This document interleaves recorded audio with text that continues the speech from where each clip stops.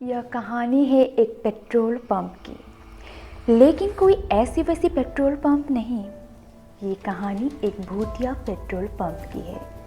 तो आइए कहानी की शुरुआत करते हैं। उस दिन अनंत और पंकज को अपने दोस्त के घर से लौटते बहुत ही शाम हो चुकी थी। दोनों जल्दी से गए और गाड़ी पर बैठकर अपने घर की तरफ निकल पड़े।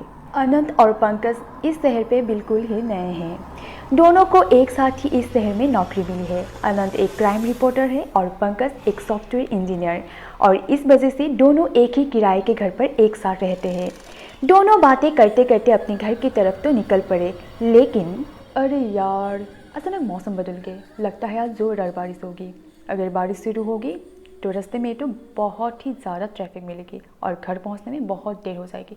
तू ज़रा गूगल मैप पे सर्च करके देख, क्या हमारे घर तक कोई शॉर्टकट मिलेगी हमें। अरे यार अनंत, शॉर्टकट के ज़माने में क्यों पढ़ना, तुझे तो पता है ना, शॉर्टकट कभी कभी बहुत ही बिग प्रॉब्लम खड़ी कर देती है ज़िंदगी में। अरे कुछ नहीं होगा, तू एक बार सर्च करके देख तो सही। फिर पंकज गूगल में सर्च करता है और उन्हें एक शॉर्टकट मिल तो जाती है, लेकिन ये शॉर्टकट उन्हें कहाँ तक लेकर जाएंगे ये हमें कहानी की आगे में पता चलेगा। फिर अनंत और पंकज हाईवे को छोड़कर उस शॉर्टकट वाले रास्ते से आगे बढ़ता है। वो शॉर्टकट वाला रास्ता एक बहुत ही घना जंगल से होकर गुजरता है और जंगल के अंधेरे में उन दोनों की गाड़ी आगे बढ़ने लगी। अरे यार, और एक प्रॉब्लम खड़ी होगी। लगता है कार में पेट्रोल ख़त्म होने वाला है, लेकिन मैंने कल ही तो फुल टैंक करवाया था, आज अचानक कैसे पेट्रोल ख़त्म होने लगी। अब क्या होगा यार, तू भी ना, पहले ही तुझे याद होना चाहिए था ना कि कार में पेट्रोल है या नहीं। अब इस जंगल में हमें पेट्रोल पंप कहाँ मिलेंगे। अरे रुक रुक, वो देख, साइन बोर्ड लगा हुआ है कि पेट्रोल पंप लिखा है वहाँ पे। लगता है आगे है पेट्रोल पंप, थैंक गॉड। फिर दोनों पेट्रोल पंप की तरफ आगे बढ़ने लगे। अनंत, तुझे कुछ अजीब नहीं लग रहा, इतनी जंगल में एक पेट्रोल पंप किसने बनाई होगी।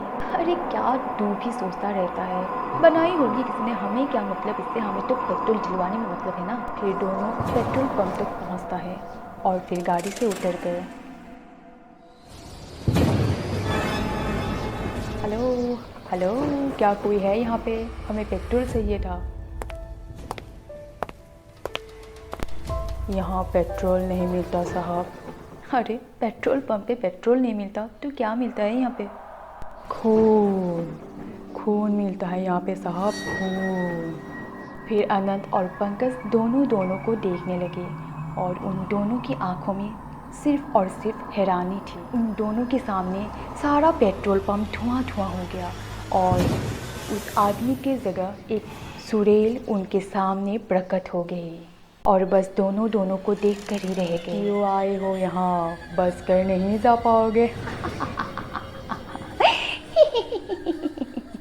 मैं तुम दोनों को वापस जाने नहीं दूंगी।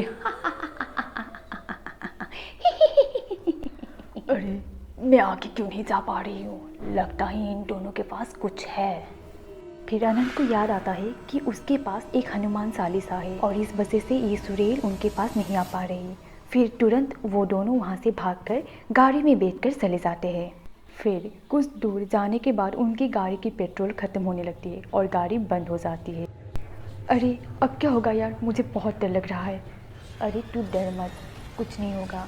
वो देख, एक मंदिर है यहाँ पे, हम आज रात के लिए इस मंदिर में ही रुक जाते हैं। फिर दोनों मंदिर की तरफ जाने लगे और उस मंदिर में दोनों को एक बूढ़ा बाबा मिला।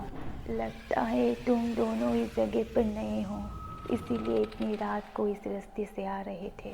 फिर अनंत और पंकज ने वो सारी बातें बाबा को बताई जो उनके साथ थोड़ी देर पहले ही हुआ। अरे बेटा, इस पेट्रोल पंप के बारे में सबको पता है। वहाँ एक सुरेल रहती है और जो कोई भी उस रास्ते से होकर गुजरता है उनकी गाड़ी की पेट्रोल अचानक ही ख़त्म हो जाती है और फिर जब वो लोग उस पेट्रोल पंप पे जाते हैं तो वो सुरेल उन्हें मारकर खा जाती है। तुम लोगों के साथ भगवान था, इसीलिए आज बच कर निकल गए।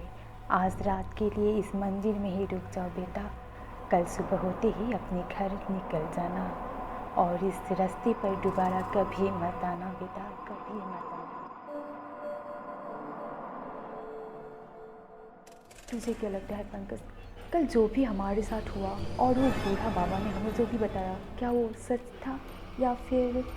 अरे अनंत, तूने भी तो सुरेल को अपनी आंखों से देखा है ना, फिर भी तू सवाल कर रहा है। नहीं पंकज, मुझे कुछ अजीब सा लग रहा है। ये भी तो हो सकता है ना कि वो सुरेल ना होकर किसी इंसान की कोई साल हो।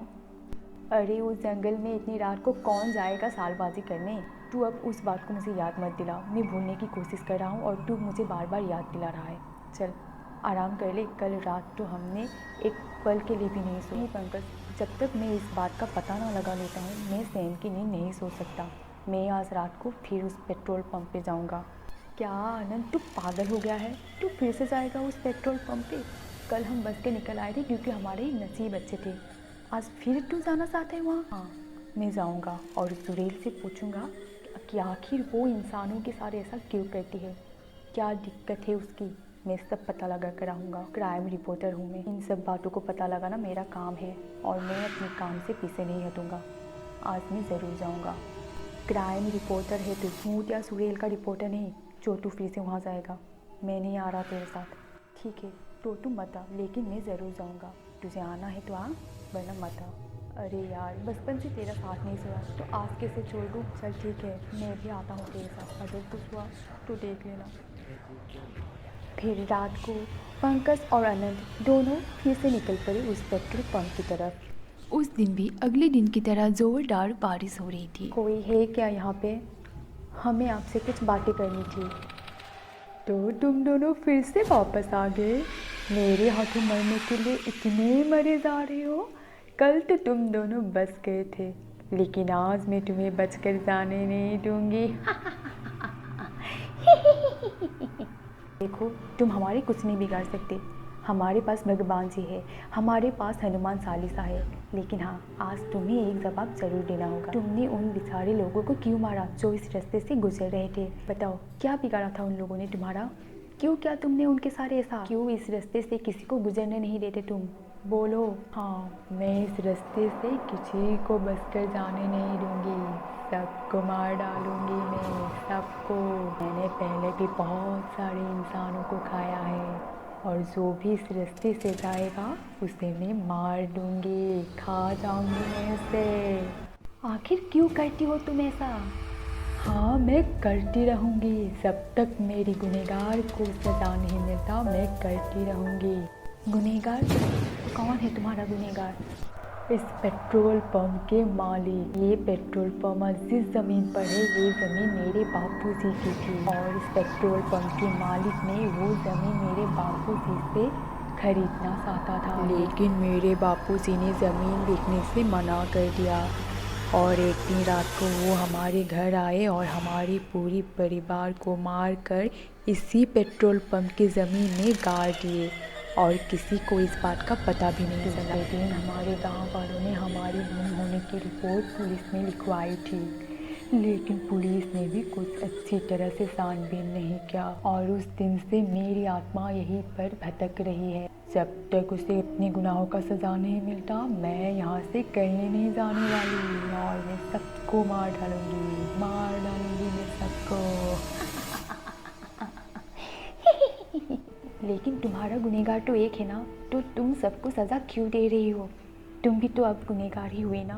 देखो, मैं तुमसे वादा करता हूँ, मैं एक क्राइम रिपोर्टर हूँ और मैं तुम्हारी गुनहगार को सज़ा दिलवाऊँगा।